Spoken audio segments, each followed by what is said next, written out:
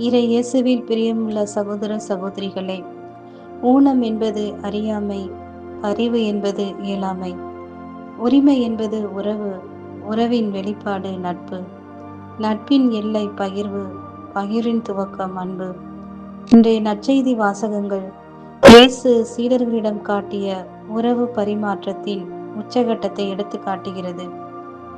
அலைபேசியின் மேலுள்ள ஈர்ப்பு எதனால் ஏற்படுகிறது?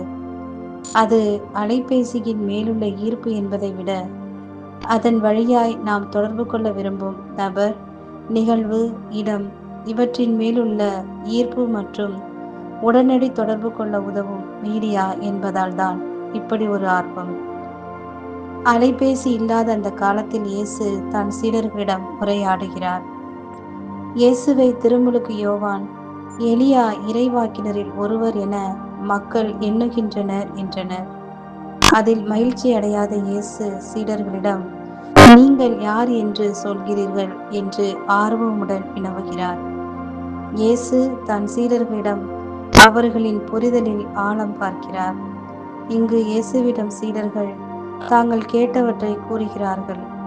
அதனால் நிறைவு அடையாத இயேசுவை காணும் பேதுரு தூய ஆவியால் தூண்டப்பட்ட நிலையில், நீ மெசியா, வாழும் கடவுளின் மகன் என்று கூறியதும் திருப்தி அடைந்த இயேசு, உன் பெயர் பேதுரு, இந்த பாறையின் மேல் என் திருச்சபையை கட்டுவேன் என்று பேதுருக்கு முதல் ஆசீர்வாதம் தருகிறார்.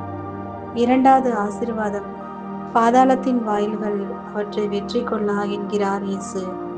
மூன்றாவது ஆசீர்வாதம், விண்ணகத்தின் திறவுகோலை தருவேன் என்கிறார் இயேசு.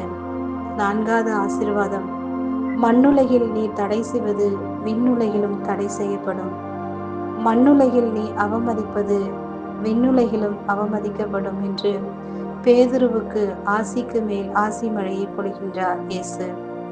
இவ்வாறு 4 பெரிய ஆசீர்வாதங்களை பெற்ற பேதுரு இயேசுவின் மேல் உரிமை கொண்டாடிய நிலையில் இயேசு தனது தந்தையின் திட்டப்படி இறந்து உயிர்ப்பதை தடுக்கின்றார்.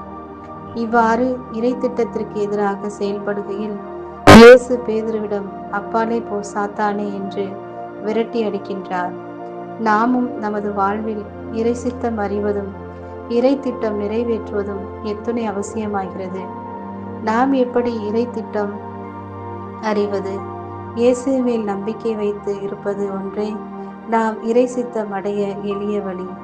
எனவே இயேசுவில் நம்பிக்கை வைப்போம், இயேசுவில் வாழ்வோம், இயேசுவுக்காய் வாழ்வோம்.